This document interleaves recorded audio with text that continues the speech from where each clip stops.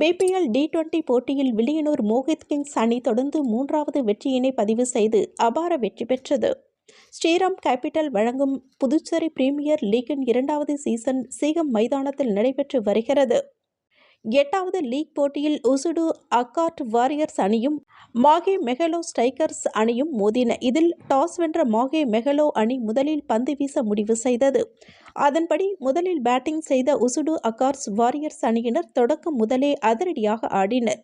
உசுடு 20 ஓவர்கள் முடிவில் அணி 7 விக்கெட் இழப்பிற்கு 215 ரன்கள் குவித்தது. இதனையடுத்து 216 ரன்கள் எடுத்தால் வெற்றி என்ற கடின இலக்குடன் களமிறங்கிய மாகே மெகலோஸ் அணி அதிரடி தொடக்கத்தை அளித்தனர். இருப்பினும் மாகே மெகலோ ஸ்ட்ரைக்கர்ஸ் அணி 15 ஓவர்களில் அனைத்து விக்கெட்டுகளையும் இழந்து 143 ரன்கள் எடுத்து 72 ரன்கள் வித்தியாசத்தில் தோல்வியினை தழுவியது. தொடர்ந்து மாலை 6 மணிக்கு நடைபெற்ற 9வது லீக் போட்டியில் காரைக்கால் நைட்ஸ் அணியும் வில்லியனூர் மோஹித் கிங்ஸ் அணியும் மோதின.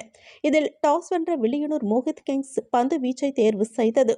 அதன்படி முதலில் களமிறங்கிய பேட்டிங் செய்த காரைக்கால் நைட்ஸ் அணி 20 ஓவர்கள் முடிவில் 4 விக்கெட் இழப்பிற்கு 152 ரன்கள் எடுத்தது.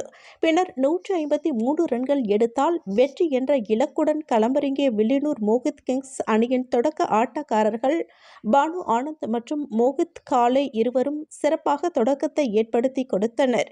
ஆனால் 7வது ஓவர்களில் மோஹித் காலே 26 ரன்களிலும் ஆகாஷ் மற்றும் அமன்கான் இருவரும் ரன் ஏதும் இல்லாமலும் அடுத்தடுத்து வெளியேறினர். குறிப்பாக அந்த ஓவரை வீசிய அங்கித் சர்மா ஹாட்ரிக் விக்கெட் வீழ்த்தினர். பாண்டிச்சேரியில் பிரீமியர் லீக் வரலாற்றில் இதுவே முதல் ஹாட்ரிக் விக்கெட் ஆகும்.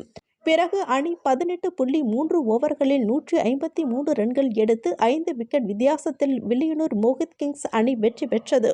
79 ரன்கள் குவித்த வில்லியனூர் அணி வீரர் பானு ஆனந்த் ஆட்ட நாயகன் விருதினை தட்டிச் சென்றார்.